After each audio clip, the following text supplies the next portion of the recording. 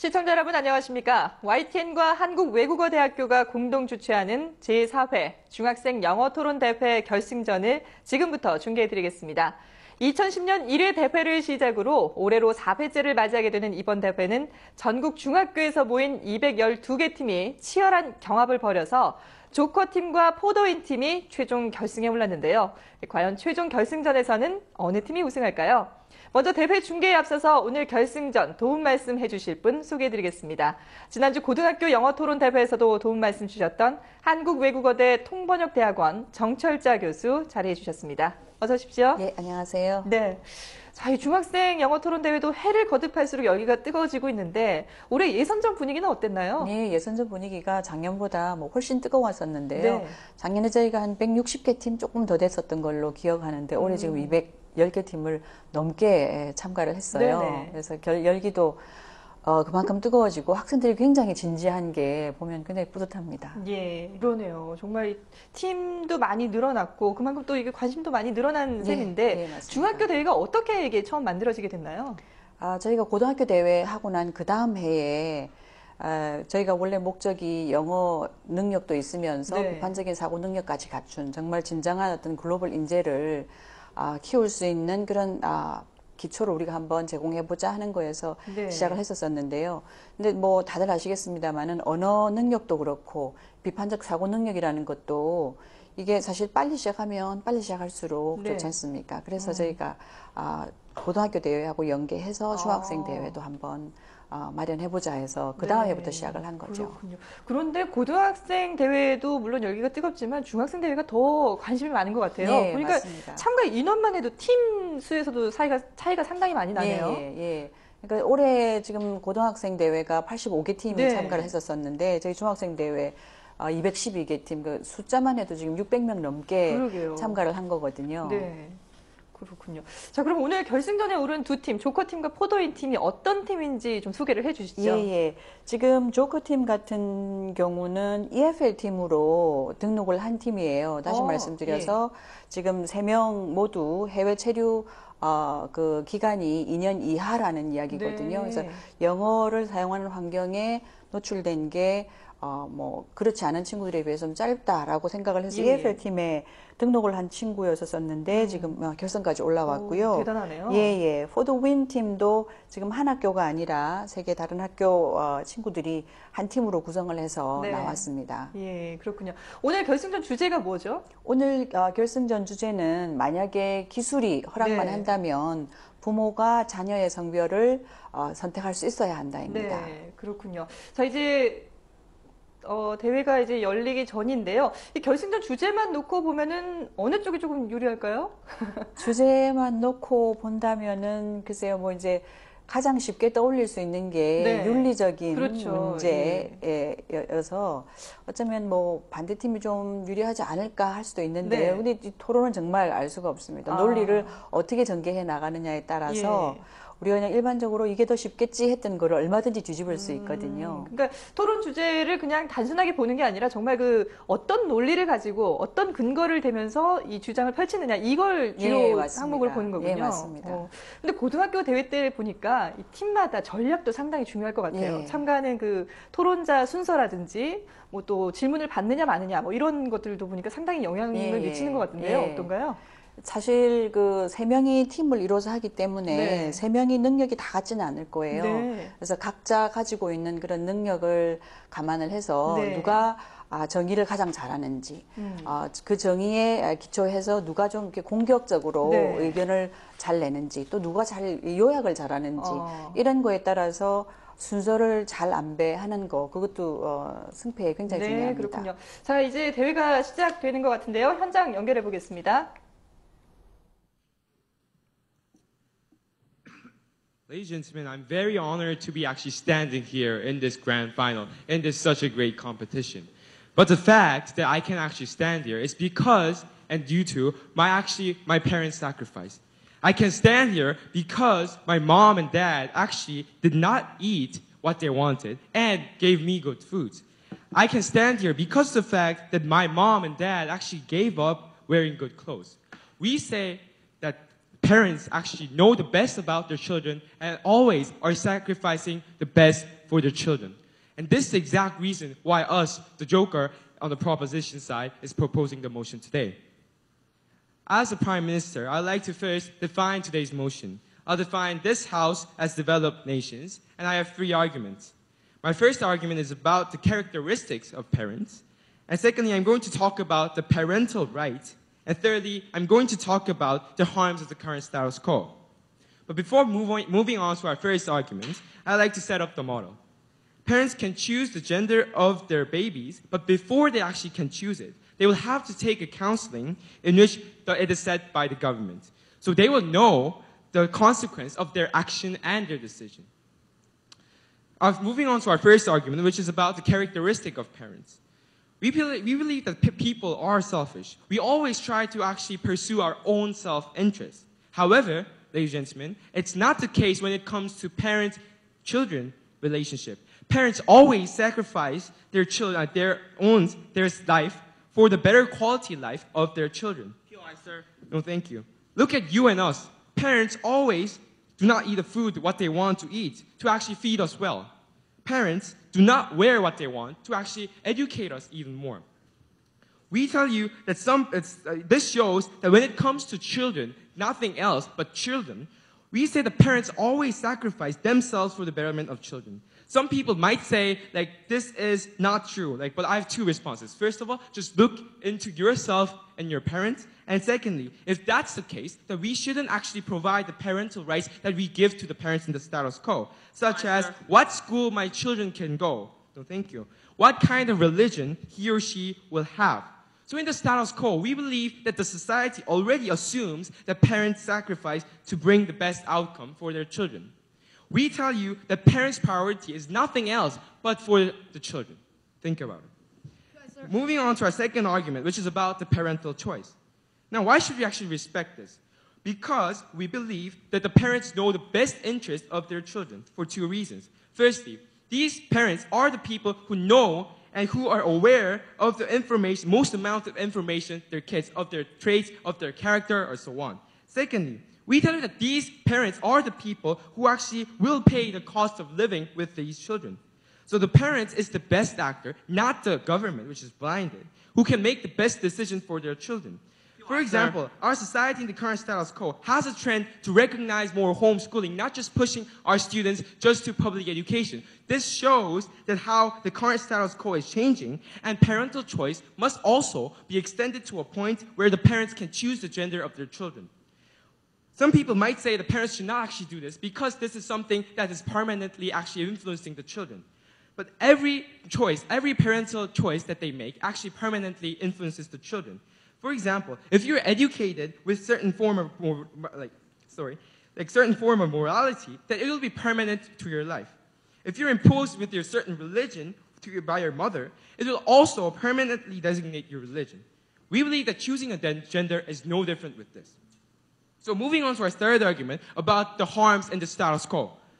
We tell you that there are several severe harms.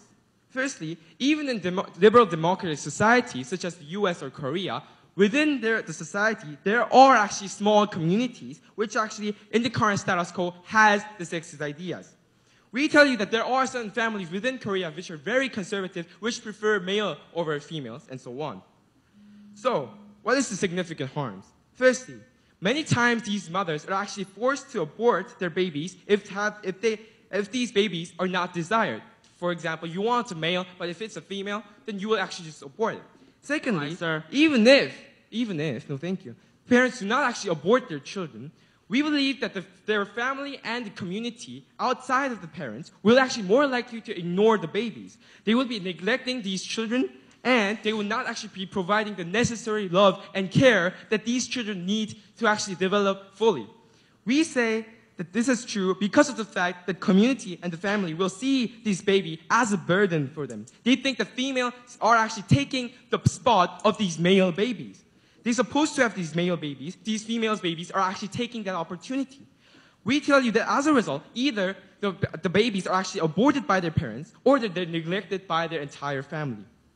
We say that this goes against the right to pursue happiness in the status quo.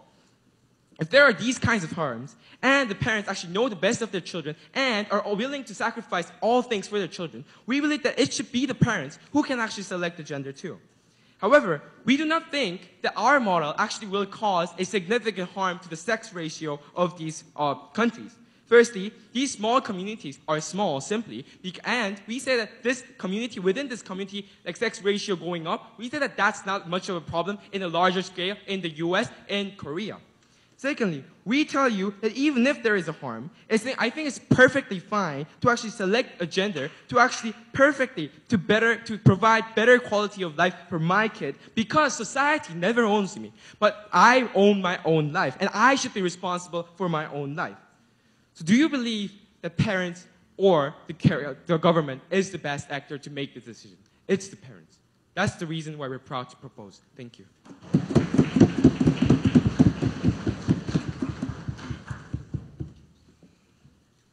Thank you, Prime Minister. 네, 찬성팀의 조커팀, 대원국제중학교 강주연 학생이 첫 번째 발표를 마쳤습니다. 어떻게 보셨나요, 교수님? 예, 아주 지혜롭게 토론을 시작을 했는데요. 일단 부모란 본질적으로 희생한다. 최선의 선택을 할 것이다. 네. 그리고 자기가 좋아하는 아이면 그만큼 잘 키울 거다라는 정의를 내놨는데, 아주 중요한 거는 선진국을 지금 배경으로 제안을 했다는 게 재밌네요. 네, 반대쪽 얘기 들어보겠습니다. Because every society begins with life. And how we choose to incorporate the technological developments to our basic, most core values on morality, on life, and what it means to be a human being, ladies and gentlemen, that defines and shapes the very society that we live in, ladies and gentlemen. Now, this policy by the government, this may appease the public in the most superficial way possible, but it poses some very big questions, questions related to morality to our society, ladies and gentlemen. And Team Opposition urges you to oppose this motion for the following 3 reasons. First, that this policy is very unethical. And second, that it will result in gender ratio imbalance. And third, how this will result in the parents enforcing gender roles onto their children. But before we move on to our constructive case, we'd like to clarify that we do not oppose to the idea of selecting genders for medical purposes to save lives, and you cannot possibly argue against that. And before moving on, we'd like to look at what the proposition team has told us.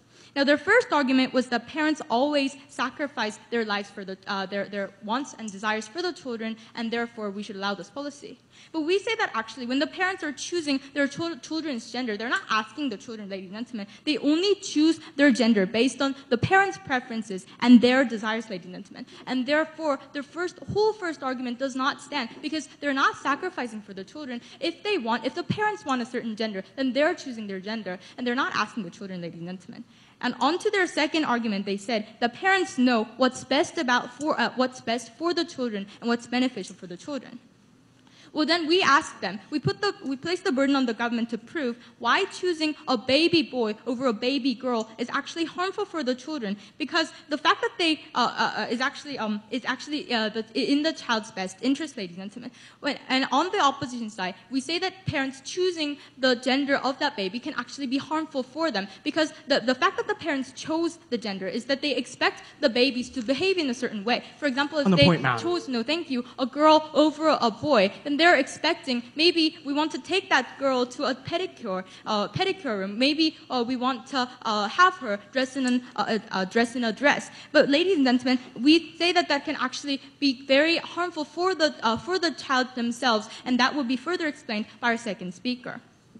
And moreover, they stated how the parents have the right to choose whatever that has to do with their family. But we say that parents have that right, but we say that the rights are only valid to the point when that doesn't harm a third party, ladies and gentlemen. But because this policy harms the children and also the society, we'd like to oppose this motion. And now let's move on to the arguments of our side. Yes. It's not changing the gender, selecting the gender before it's decided in the beginning. So you're born as a son or a daughter. We recognize the point, but that selecting the gender itself does still harm the children because it enforces certain gender roles on the children. And now proceeding on to the first argument, we'd like to explain to you why this policy is unethical. Now, gender does not have any kind of value within it, but selecting a gender implies that there is, ladies and gentlemen. But gender differences are simply differences, and we shouldn't develop a prejudice over this. Now, consider that you're choosing between Africans, Anglo-Saxons, and Asians. And let's assume that you don't have any specific knowledge on the individual traits of these people, but then you simply chose Anglo-Saxons. Now, you chose that person based on their race. Now, we say that when you do this, you made a decision over which gender, which race is better and which is worse. And similarly, when you select your children's gender, you're also making a decision over which gender is better and which is worse. And we say that this is a problem because, ladies and gentlemen, we're discriminating against a certain gender. And furthermore, under this first argument, we'd like to explain to you why this amounts to the parents shaping their children. Now, they're actually choosing the gender of their, children because they want to satisfy their tools and desires. So children actually become tools for the parents to satisfy their wants and desires. But to this, Immanuel Kant tells us that humans must be treated as ends in themselves and not means, ladies and gentlemen, because the humans have an innate value and in value in themselves. And we think that along the same line, children are also valuable in themselves, not because they're a certain gender or not because they're a boy or a girl. And now we'd like to move on to the second argument of our side, which is about the problem of gender imbalance and why this policy will actually cause that. On a point, ma'am. No, thank you. Now, we think there's a basic reason why women and men exist in society. That's simply nature. But if that nature and if the gender balance is crippled, then there will be inevitably be side effects to the society. Now, when we allow the gender selection, parents will be able to make value judgment over which gender is better than another. And we say that if this policy is passed, then experts will be analyzing each gender on which gender is better and which gender is worse. For example, which gender costs more to raise, or which gender is more intellectually is better. And we think that this leaves a possibility for a perception to spread that a certain gender is better than another. And we think that this will result in huge societal problems. For example, it will lead to a lower birth rate, ladies and gentlemen, because regardless of which gender is more popular, if there's a steep imbalance in gender, then there will be fewer couples and fewer families, which will result in a decrease in the birth rate and thus the population. We also think that this will cause gender-related crimes. For example, we think that this will be caused because if there's a need for love and marriage, when there is no way to fulfill that desire, then actually that does lead to certain sex crimes in a lot of countries. For example, in a lot of underdeveloped countries with huge gender imbalance, there are already a lot of sex crimes, for example, in India and China, and under their definition, they define this house as developed countries. But in certain countries, like countries in the Arab world, even though they're developed, they still have a huge gender imbalance problem, and that leads to a lot of societal problems. And we have proven to you why this policy is unethical, and we've proven to you how this policy can be toxic to the society. And for these reasons, we're very proud to oppose. 네, 반대팀의 포도인 팀의 순회중학교 이초아 학생이 두 번째 발표를 했습니다. 어떻게 보셨나요, 교수님? 예, 지금 그 부모의 본질적인 그 선택의 권리에 대해서 자녀를 어떤 하나의 개별적인 존재로 봐야 한다라는 근거에서 네. 반대팀은 주장을 하고 있는데요. 네. 결국은 윤리적인 문제, 윤리적인 측면에서 이건 옳지 않고 사회적으로도 결국은 여러 가지 성범죄 문제나 출산율 저하 등등의 문제가 있을 거다라고 반격을 했네요. 예. 자, 그럼 다시 찬성팀의 얘기 들어보겠습니다.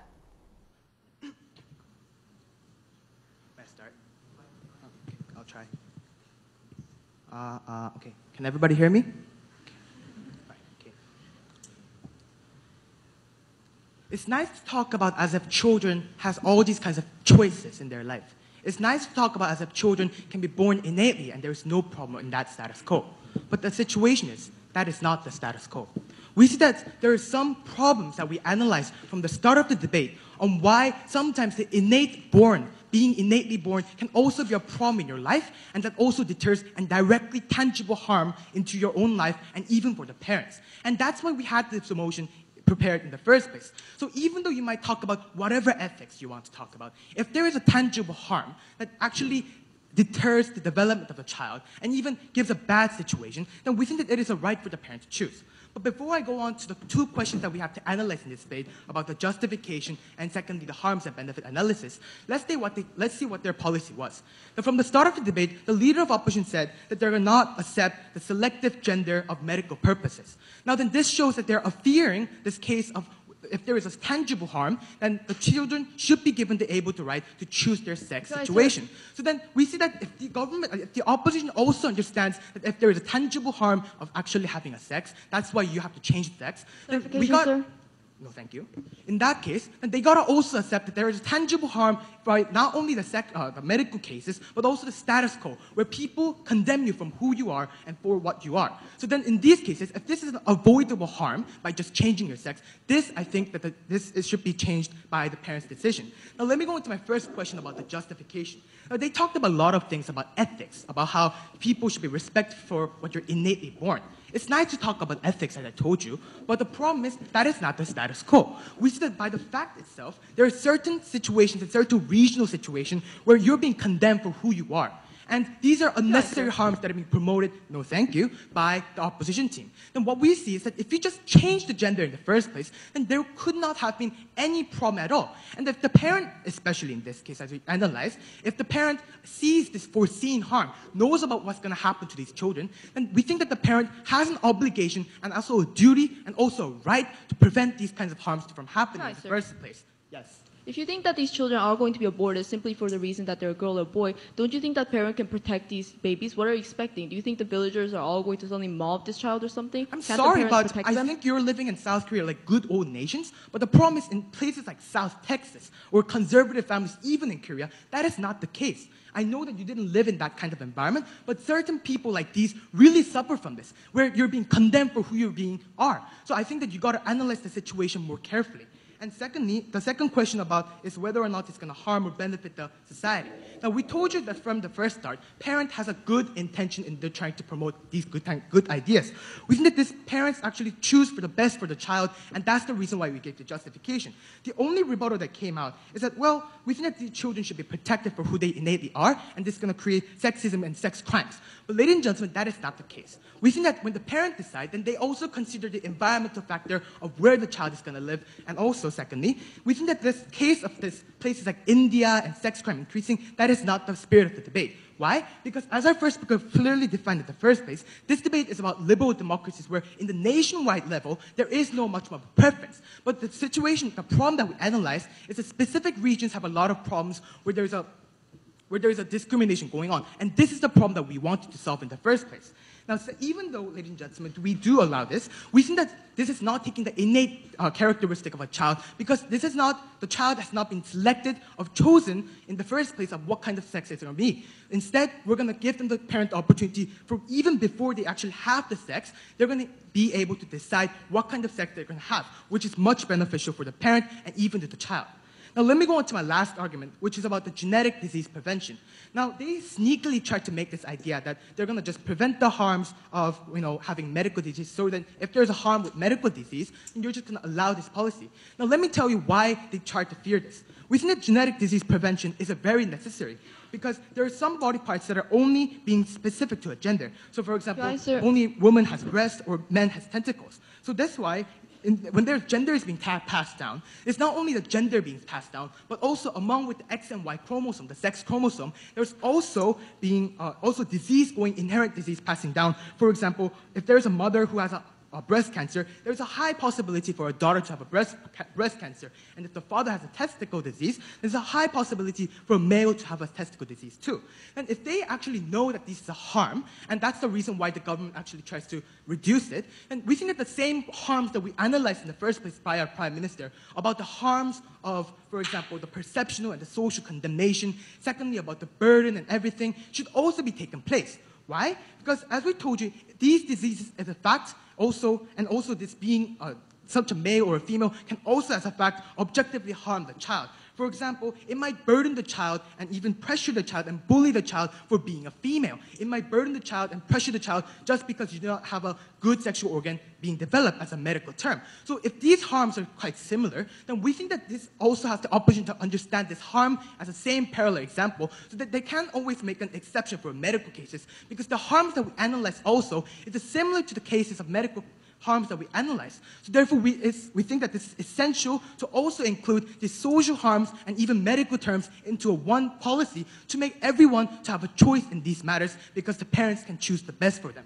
Now, ladies and gentlemen, if a child is going down the road and it's a red sign, and he might possibly get hit by the car, then parents' right and a duty is to know the foreseen harm and to prevent that foreseen harm from happening.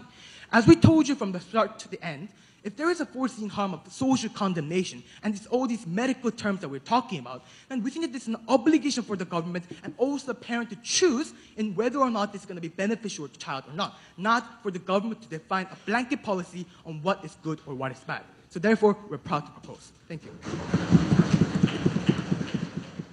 네, 찬성팀의 문재현 학생의 찬성 의견 들어보셨습니다. 어떻게 보셨나요? 예, 이 두 번째 스피커는 자기 첫 번째 스피커 지원하면서 또 반대팀을 공격을 해야 되는데요.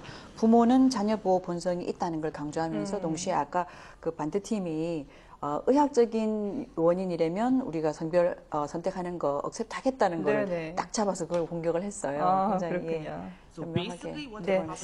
자, 그럼 반대팀의 두 번째 주자 유병현 학생의 의견 들어보겠습니다. Selecting the gender is the alternative of abortion. Now, we think this is wrong, ladies and gentlemen. For first reason, this does not attack the whole root of the problem, ladies and gentlemen. If they're so concerned about abortion, attack abortion itself. We believe there's no necessity of making another policy that doesn't really attack the root problem of these parents having stereotypes against a certain gender. And secondly, they're simply justifying the actions of abortion by simply stating how these parents are actually legitimate to actually make their certain decisions with regard to the gender of these children. Now, they also talked about how gender ratio is not of a bigger problem. However, it's different from when we actually make these changes and when we actually implement such policy. We believe that once these policies are actually implemented, our previous speakers mentioned how there are going to be experts to analyze certain genders of which is better and which is not. And therefore, we believe there's a harm for the gender ratio, and there's thus leading to the gender equality in society. They also talked about how these are going to be used as medical purposes. However, we do not get why they were actually explaining this because we totally concede to the issue of medical purposes. And we concede to the fact that these things and these policies should actually be used for medical purposes. It is because they need it, ladies and gentlemen. But however, what we're saying is that we're mainly focusing on the fact that these children, the parents' decisions are actually influencing the children itself. We believe that the spirit of the motion and the spirit of the debate mainly lies on these parents deciding over the children's destiny and the children's life. Now that the rebuttals have been set, we would like to go on to our team's third argument, which is about how this policy would enforce specific gender roles. Now, throughout this argument, we would like to prove to you how making a decision with regards to gender itself is merely based on a very wrong assumption, ladies and gentlemen. This is due to the unfortunate fact that these parents and the society expect the children to act in a certain way. Now, the reality that you've already chosen already implies that we expect a certain quality from these children. Now, the quality that certain girls have to be girly, they have to like Barbie dolls, they should be actually carrying, and then they have to go shopping with their mothers. And not to mention, since women are generally agreed to take care of their GPA scores better, this could also contribute to the reasoning of selecting a certain gender. Now, at the same point, parents may actually choose boys over girls. Thus, they are going to be going better relations with fathers, having to do with a lot of sports, be active, be healthier. But we believe this is not always the case, ladies and gentlemen. We do not believe that these gender stereotypes always are the point of where these children are actually thinking of. We believe that is wrong. Now, fundamentally, what we like to point out is how here, it is not always the case, ladies and gentlemen. There are girls that are not interested in studying and shopping, while there are also boys that love Barbie dolls, that love shopping, and we say there's no problem to this. But what the proposition team is asserting is that these should actually be expectations of the parents. And simply because these parents are caring, they are actually implementing such policy of letting these parents to expect something that the children are not capable of. Now, we also believe so basically, we would like to strongly assert on how this sort of basis of choosing your child itself is a mistaken because your gender is not mainly the part of deciding your character. It is not who you are that the gender decides, ladies and gentlemen. It's about who yourself is, not the gender, ladies and gentlemen. And the part where the proposition team is focusing on gender, about parenting, we believe that is just absurd to say so. Now, there's an extreme difference among the same male children and extreme difference among the female children. So ultimately, what the proposition is proposing today is a policy that encourages the parents to shape their child into a certain way. Now, this leads to the idea of how such idea and technology would destroy the family in general. Now, the unfortunate fact that more than $10,000 are poured into such policies and technologies tells us how it would pressure the parent and the children in general. Now, so if these children are going against what the parents expected them to be so, parents would force the children to the greatest extent and to the greatest point. And we see a clear problem here where the children are the ones who get the pressure from the parents of being not the ones who they desire for their children. It is not the child's fault for the parents to accuse that they have not acted like a girl, not acted like a boy, and we believe this sort of a stereotype should not be existing in our society. Now, on top of that, because we see that the harms of the family is inevitable, it is detrimental for us to care about the family, ladies and gentlemen.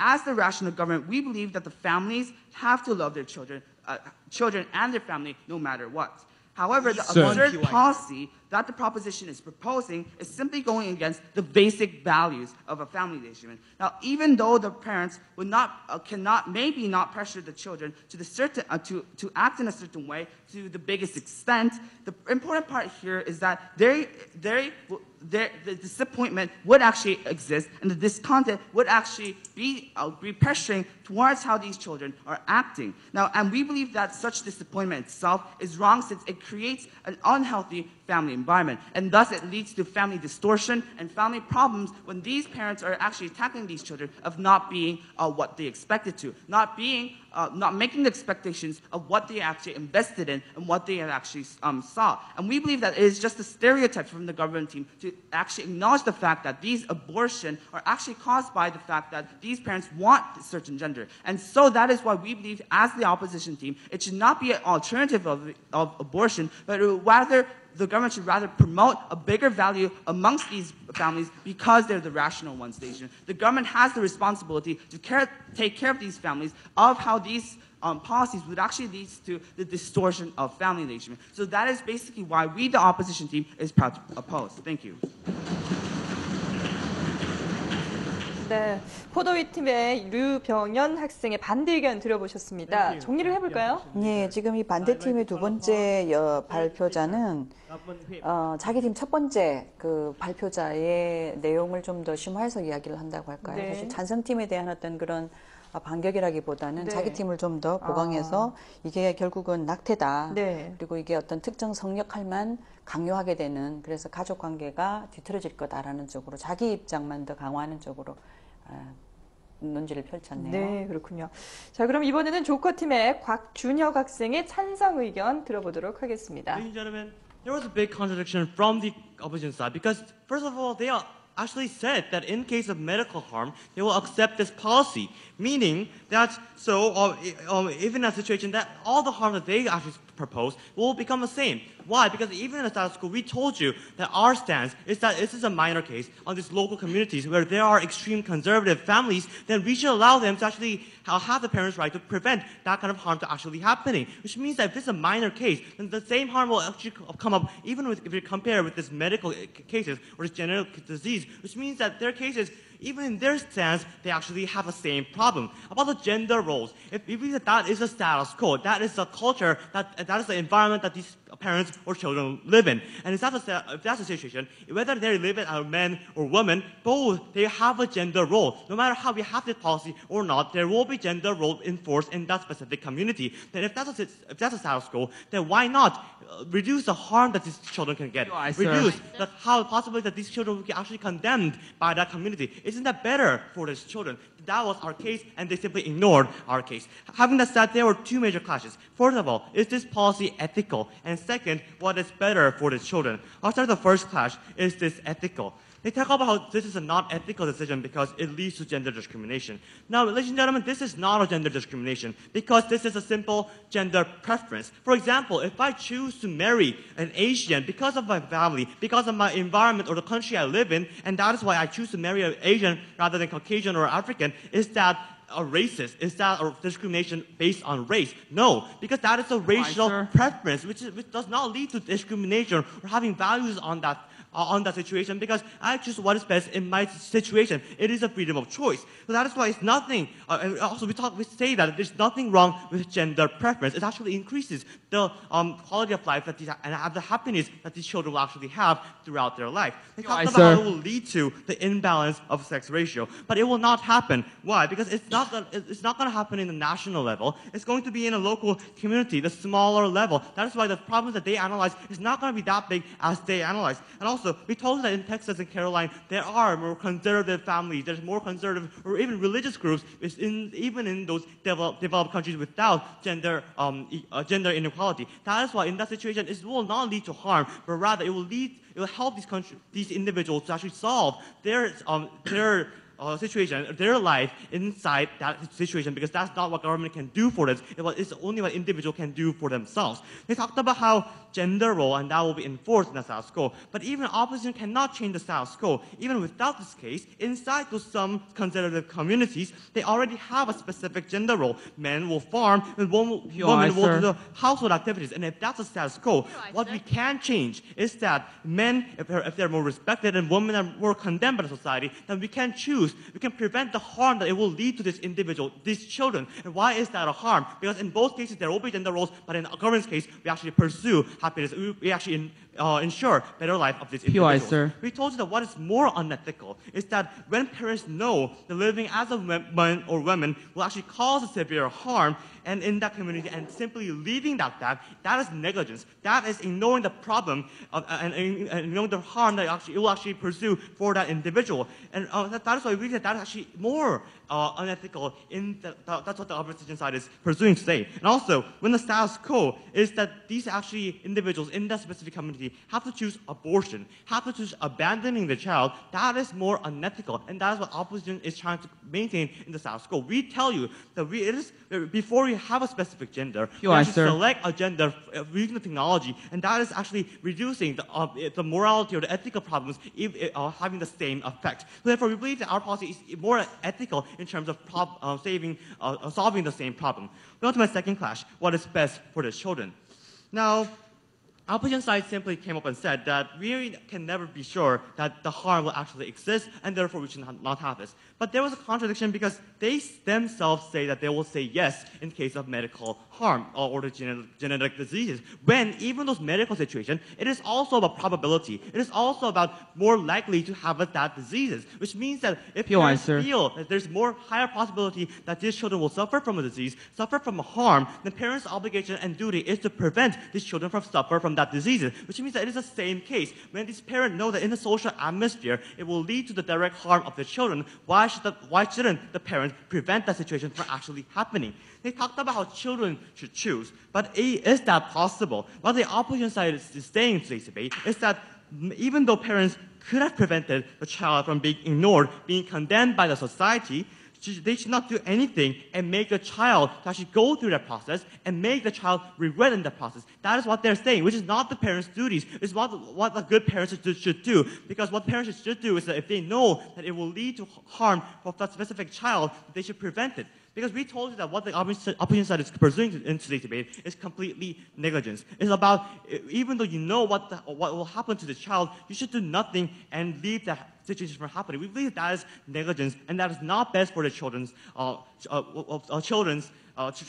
life. Because we told you that the reason why we actually allow parents' right in the first place in our society, under our society, is because we know that parents will do their best for their children. We know that these parents will actually do for the best interest of the children, and that is why we allow many rights of these parents. And that's why we even go to the social trend of homeschooling or actually making your child to have a specific specific religion, all this is possible under the premise that parents will actually go for the best of their child. We believe that standard should be the same even in the safe space, because if the parents can prevent that kind of harm actually happening, they should protect these children. So therefore, we are actually having a very ethical way of solving this issue, and at the same time, we are promoting the best for these children. So therefore, we are very proud to propose. Thank you.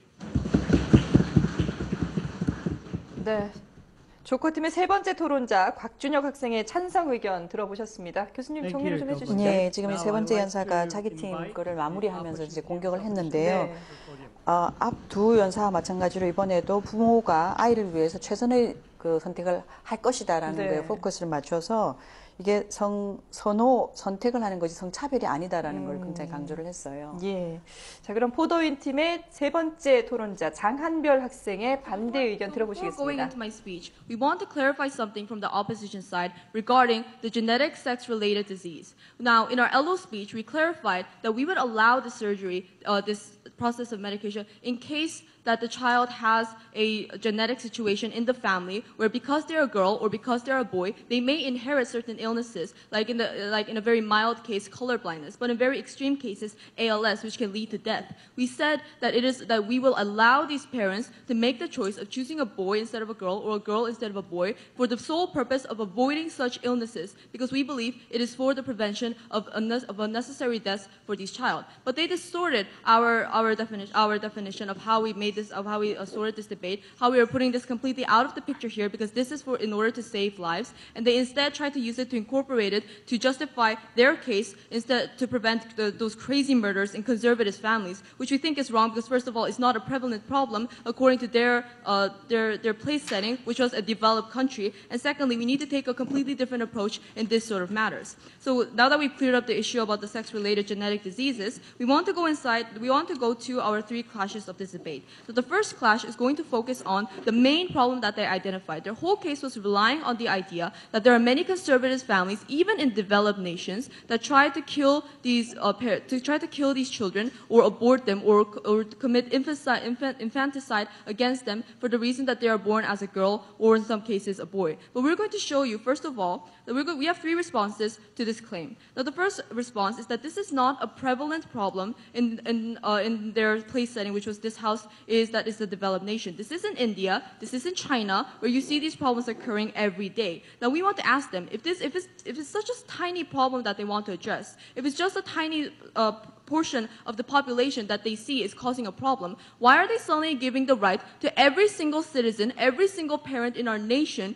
to choose the gender of their child? If it's such a tiny problem, a tiny percentage of the population that is causing the problem, we want them to justify that. If that's the main problem, why are they giving everyone else the right to do that as well? And secondly, we want to point out that if you are against this, if you're against children being aborted, of parents aborting their children against their will, which itself is a crime, abortion itself is a crime, then you need to take a completely different measure. Abortion is illegal. Forcing someone to take an abortion is illegal. Then you're supposed to strengthen such measures. You're supposed to make sure that that itself doesn't happen. Not suddenly grant everyone the right to suddenly choose their child's gender. And thirdly, we have a third response is that it actually backfires against their whole idea of protecting these children, because it only reaffirms this gender stereotype. The idea that, okay, you're right, you gave birth to a girl, this was wrong, we're going to let you correct it, but now you can change it into boy. We say that this is a completely wrong stance for a government to take. Take the example of gender discrimination,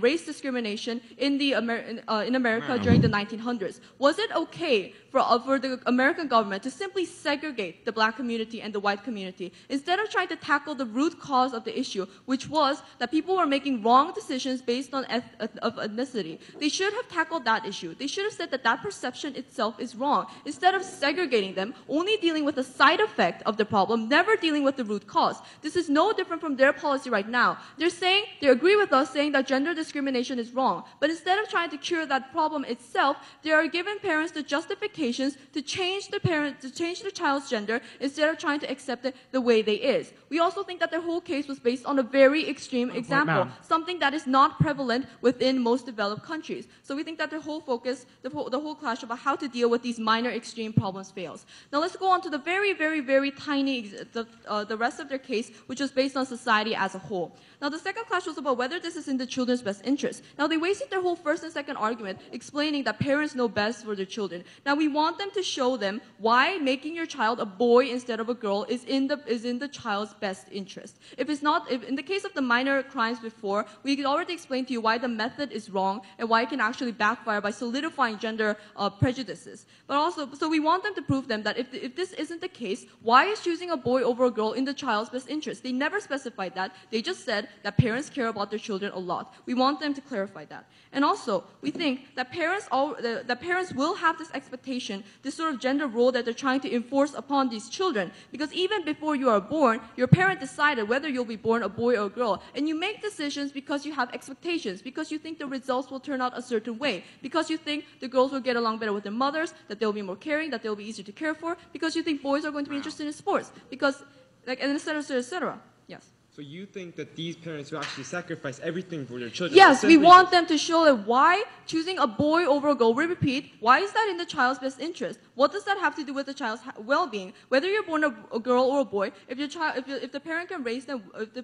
them well, that absolutely does not affect the child's well-being and happiness. So there's a whole first and second argument fails. And also, we think that it also, and regarding the third clash about the social message, they said that their policy is only in regards to targeting the minority of extreme conservative families. We think that's not the case because you're giving everyone the choice here. And when everyone is given the choice, everyone starts thinking about it. Everyone starts thinking, is it better for me to have a boy or is it better for me to have a girl? Now, we told you that once you give people a choice, they start analyzing. They're going to be experts trying to compare the average money it takes to raise a boy and a girl, the average academic performance of a boy and a girl, the average like social abilities of a boy and a girl, how easier it is to raise a boy or a girl. We think this sort of identification over whether it's easier or better to raise a boy or a girl is extremely unhealthy because it goes against basic family values that you need to love your child no matter what. And also they said the gender ratio is not a serious problem. It is, because once you give everyone the choice, it's going to start to become a social implication. It's going to start the social message, a social trend regarding who to choose. Because as they said themselves in their first speech, people are selfish. And when they're given the choice, they are going to consider over it. They are going to start to make it. So this isn't going to be only limited to the extreme examples that they gave. And it's going to have a spillover effect to the entire society. And for these reasons, we're proud to oppose. 네, 포도인 팀의 장한별 학생의 반대 의견 들어보셨습니다. 교수님? 예, 세 번째 마무리 이 공격에서 아주 현명하게 잘했는데요. 네. 찬성팀에서 선진국에서 이게 일어날 거기 때문에 정말 필요한 사람들만 선택하게 될 거다라고 네네. 했더니 지금 이쪽 팀은 그렇다 그러면 그 소수를 위해서 뭐하러 이걸 일반화하느냐라고 네. 아주 역공을 잘 했어요. 네. 그렇군요. 아주 재미있게 진행이 되네요. 네. 자, 그럼 반대팀 포도인의 이초아 학생의 마무리 발언 들어보겠습니다. That itself is unethical, and we've told you why this policy also has lethal consequences. Now, this debate boils down to two questions. The first question is whether parents have this right to choose their children's gender. Now, on the government side, they have told us that parents make sacrifice for their children, and that parents actually care about their children, and therefore the parents have the right to choose the gender of their children. However, we've told them, ladies and gentlemen, that that's not true, because that's even before the baby is born. The baby doesn't get to have any say in that. And we've told you how this policy is actually harmful for the children, how this policy poses a harm to the third party. Through our first argument and the third argument, we have proven to you through our first argument that children are being used as mere tools for the parents to satisfy their wants and desires. And through our third argument, we have proven to you how this harms the children by enforcing certain gender roles on them, ladies and gentlemen. Because if you have made a big investment in that technology to have your children as a certain gender, then you're going to have a certain expectation for your children to behave in a certain way. If that doesn't happen, then you can regret over what you have chosen. We say that this is also negative for family relations because it's going to result in conflicts between the parents and the children. And on to the second question, it was about what kind of consequences that this policy will have on the society and the family as a whole. Now, on the opposition side, we have proven to you through our second and third argument that this policy is very toxic for the society, because if a certain perception, if that develops in society, that a certain gender is more valuable than another, then there will be social discrimination of a certain gender, that the inequality problem of gender will worsen, ladies and gentlemen. And to that, the government side has responded by saying that, well, actually, the parents choose simply based on preferences, and because it is preferences, it will not cause harm to the society. Well, we tell you, ladies and gentlemen, if you are given this choice, then won't you take it very seriously? We have proven to you throughout our case how when these parents are given a choice to choose their children's gender, they will not choose based on whim. They will take it very carefully. They're going to weigh the cost and benefits of each gender, ladies and gentlemen. And if there is a cost-benefit analysis on genders, ladies and gentlemen, we think there's a very dangerous possibility for a social trend forming. For example, social trend for having more baby boys. We think that because these consequences can be caused, it is actually very lethal to the society. So on the opposition side, we have proven to you how this policy is very unethical for the babies, and we've also proven to you how this policy is very toxic to the society and to the family. We say that because we have proven to you all these things, the motion fails and they've built their policy on sand. Thank you. 네, 찬성팀 조코팀의 문재현 학생의 마무리 발언까지 들어봤습니다. 교수님 어떻게 들으셨나요? 네, 지금 이거 for the win 팀이었던 것 같은데요. 예, 이쪽에 지금 일관되게 이야기했던 것처럼 부모의 일방적인 결정, 그 부모만의 행복은 옳지 않고 오히려 이게 성역할 고착시키면서 성차별 같은 사회 문제가 더 확산될 거다라는 자기 입장을 더 강조를 했죠. 네, 자 이번에는 앞서 말씀드린 찬성팀 조코팀의 문재현 학생 마무리 발언 들어보겠습니다. Ethics and they only talk about the innate characteristic, yada yada yada. But the problem is the opposition whip came up and started to talk about the status quo's problem at the opposition whip.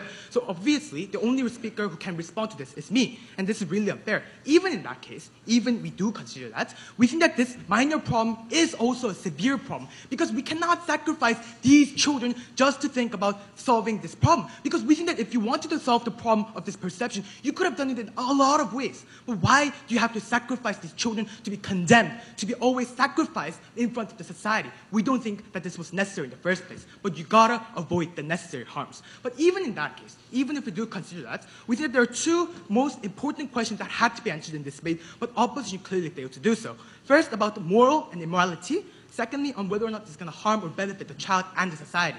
The first part is about the morality issue.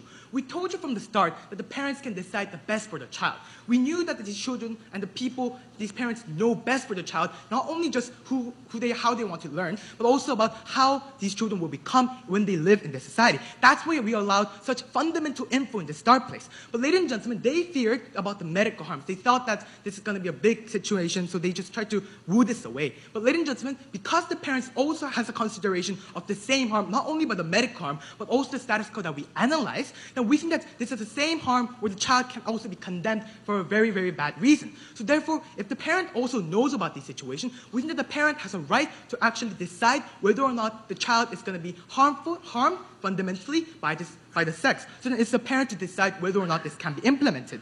Now, secondly, they talked about how there's an innate characteristic that you cannot change. But we think that we allow parents already in a lot of things to innately change, but no response to that. We told you about how the parents can change, about the religious that can last forever, about the education of what kind of morality, about all these things, but no response to all these kinds of analysis that we gave you. They just said that we didn't respond, we actually did. Second point was about the harms and benefit analysis. Now, ladies and gentlemen, they talked about really exotic cases of sex crimes and about how people would analyze and choose certain sex. But that is not going to happen, because we told you from the start to the end, first it's about the liberal democracies, so this is not about the choices, but it's more like a preference. And secondly, even in that case, ladies and gentlemen, we think that parents are already willing to save and use a lot of money, even if they don't. It's not about the money, ladies and gentlemen, when parents look after you. That's the reason why there will not be an analysis there. Because as our Prime Minister from the start analyzed and told you that parents really do not care about the money, but the love itself to take care of you, then the analysis will not be a priority in deciding whether or not the parent prefers a child of a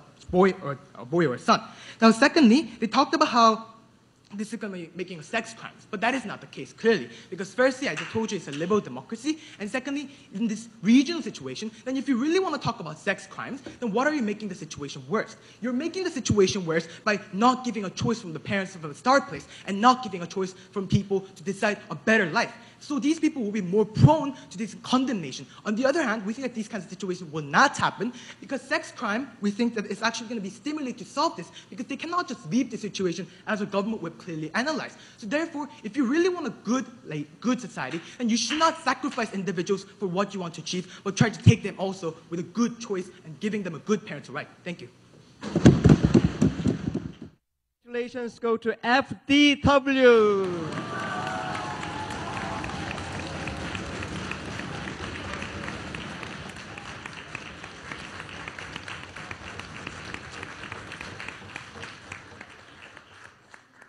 네, 올해 우승팀은 포도윈 팀이 됐네요. 예. 어떻게 보셨나요, 교수님? 글쎄요, 제가 어떤 점이 중요했을까요? 윤리적인 측면 때문에 찬성팀 어렵겠다라고 말씀을 드렸는데 네. 그게 어떻게 좀 어떻게 단초가 됐었던 것 같아 죄송하긴 한데 네. 근데 찬성팀도 굉장히 잘했어요. 예. 예, 쉽게 생각하면 그런 논리를 풀어가기가 어려워요, 쉽지 않은데 사실. 예. 부모의 어떤 그런 행복이라든지 네. 부모의 그 자녀 보호를 위한 그런 거에 가만을 초점을 맞춰서 이야기를 잘했는데 조금 더 논지를 다양하게 했었더라면은 좀 더 좋았지 않았을까. 논지 부분에서 조금 다양성이 부족했나 보죠? 좀 공격을 할 때 다양하게 했었으면 좋았겠다. 그리고 그 포드윈 팀에서는 찬성팀에서 선진국 상황이라고 단서를 붙인 거를 아주 잘 활용을 한 것 같아요. 예. 그러니까 본인들의 그 논지를 펼치는 것도 중요하지만 상대방의 빈틈을 공략하는 것도 상당히 맞습니다. 중요하군요. 네, 맞습니다. 워낙 한 달 그 시간을 가지고 양쪽이 치열하게 준비를 했을 거니까 준비한 것만 가지고는 그 참 경중을 따지기 힘들 거고 상대방의 약점을 얼마나 잘 잡아내느냐 이게 관건이었을 겁니다. 그렇군요. 네, 제4회 중학생 영어 토론 대회 우승팀은 포도윈이 차지했다는 소식 전해드리면서 그리고 또 반대로 이 조커팀도 오늘 상당히 수고했다, 최선을 다했다라는 얘기를 해주고 싶네요. 네, 그럼 이상으로 제4회 중학생 영어 토론 대회를 모두 마치도록 하겠습니다. 지금까지 해설의 한국외국어대학교 통번역대학원 정철자 교수께서 수고해 주셨습니다. 오늘 말씀 고맙습니다. 네, 감사합니다.